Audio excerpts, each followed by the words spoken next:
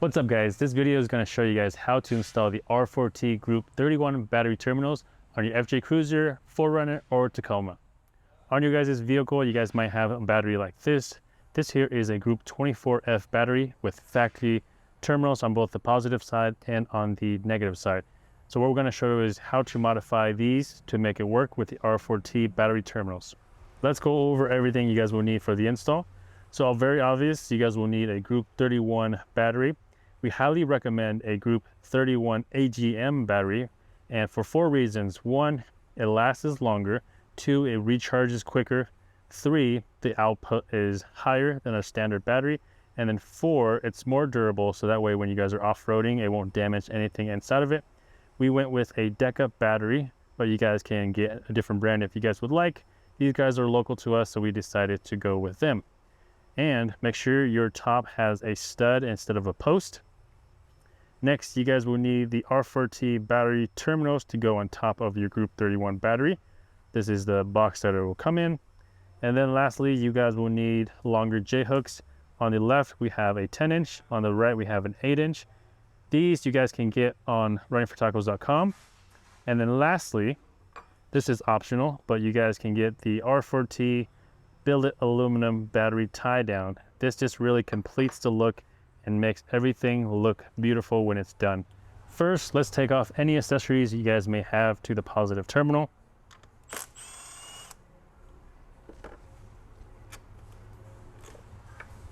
There should be one off to the side as well. This one is a 10mm.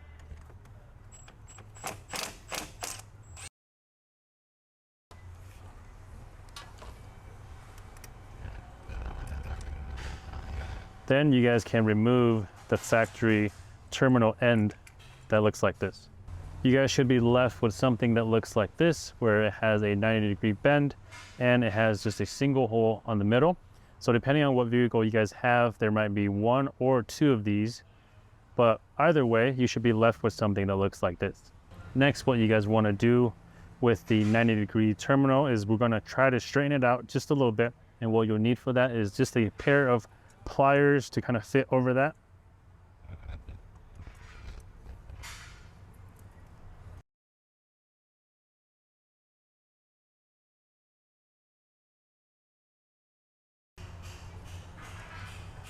And this is really all you guys will need. That took about 5 seconds or so. So what your goal is just to straighten it out just a little bit.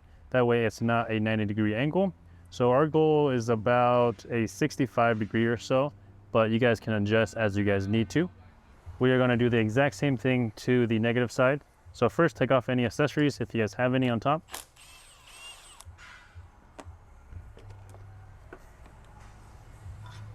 Then you guys will take off the 10mm that is on the side. For this one, you guys will most likely need just an open end since you can't get a ratchet in there.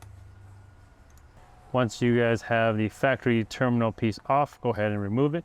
We will not be reusing the positive or the negative side. On the factory negative terminal, you guys can see here, there is a 90-degree bend right here on this piece that we need. So what we need to do is we need to make this negative side look like the positive one that we had earlier. So what we're going to do is we're going to notch right here, basically remove this 90-degree. So how to do this, you can either use some metal shears that are meant to cut metal, or you guys can use something like this with a metal disc blade on it. So if you guys have shears, you guys can just line it up just like so and start cutting.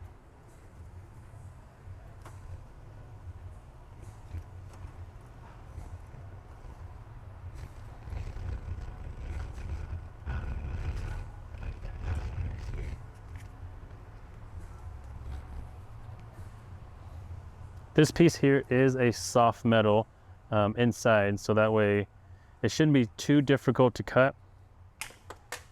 Just like that. This should be what we are looking for. So just make sure you're cutting it off. It doesn't have to be perfectly straight with this corner edge up here, but this is what we're trying to go after. Next up, we will need to bend this just like the positive side. So we're trying to get it to about a 65-degree angle or so.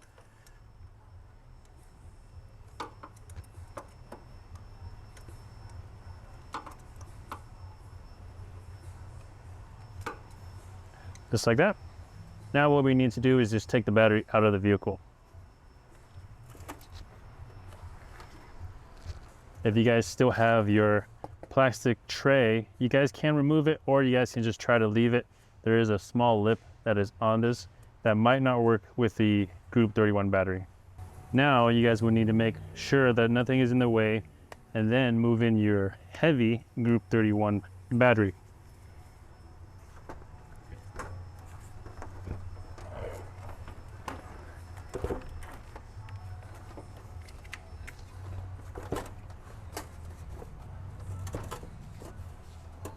Make sure it's sitting all the way flat. Once your battery's in, now we are ready to install the R4T battery terminals. So go ahead and remove your plastic cap and then install the positive side. We're going to take off the acrylic top part of it just to install all the positive powers to the actual terminal. The hardware that is holding the acrylic part is a 5mm Allen wrench. When you guys remove it, be careful not to lose the spacers. These are the spacers to provide the distance between the aluminum and the top of the acrylic. So when you take them off, hold it like this. That way these don't slide off. Now you can install the lock washer and the nut on top of the positive. And then we're going to tighten that all the way down. And now is a good time to center it however you guys would like it.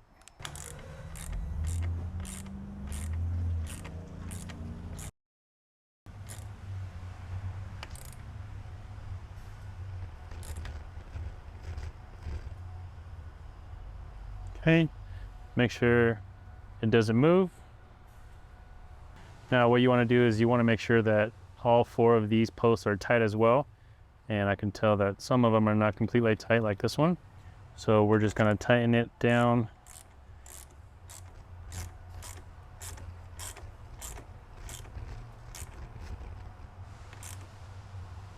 Now we're going to repeat the exact same steps we did on the positive side to the negative side. Once you guys have the positive side fully tightened down, negative side fully tightened down, then we can start connecting all the positive power sources. This one here and this one is the main power source for the engine. This is what starts the engine and everything like that. So we're going to connect that on the very top one.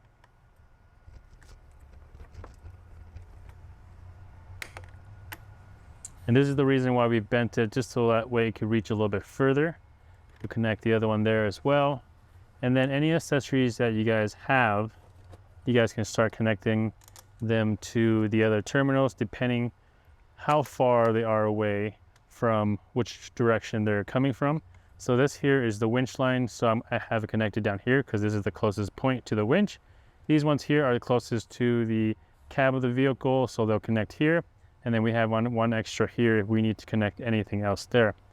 Once these are done, you guys will grab your bag of hardware, open them up. These will tighten everything else down. So you'll put this right here. This is kind of like a lock washer. Put that right on top of each one. We're even going to put the one that doesn't have anything connected to it right now, just to keep it there. And then you'll put the nut on top. This will sandwich the terminals to the other nut that we have on the bottom. This will make the connection between the actual battery terminals and the terminals on the cables. Once you have everything connected, now you can snug them down.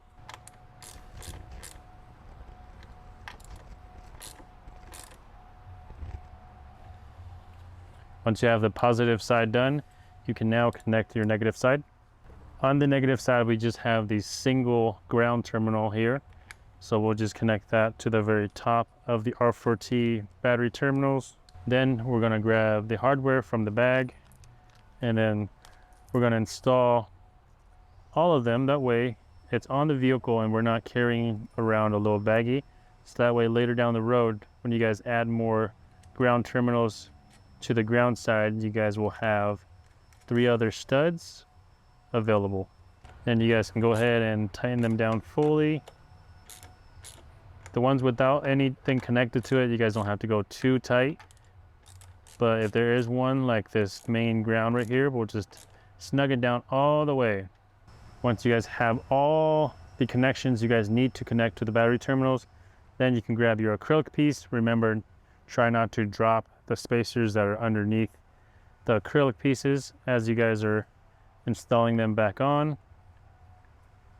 With the top being acrylic and the spacers being plastic, you guys don't have to go crazy with it.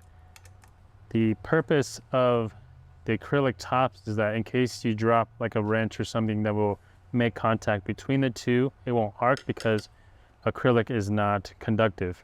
Then you can do the same to the positive side.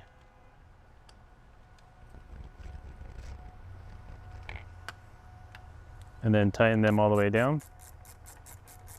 Now the very last step, you guys will just need to tie the battery down so that way it doesn't move around.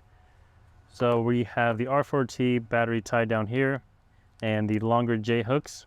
On the front side of the battery, you will need to use the 10-inch J hook to hook into the factory hole that's down underneath. Then you can run it through the hole like so. And then while holding the J hook, you will then install your nut and washer.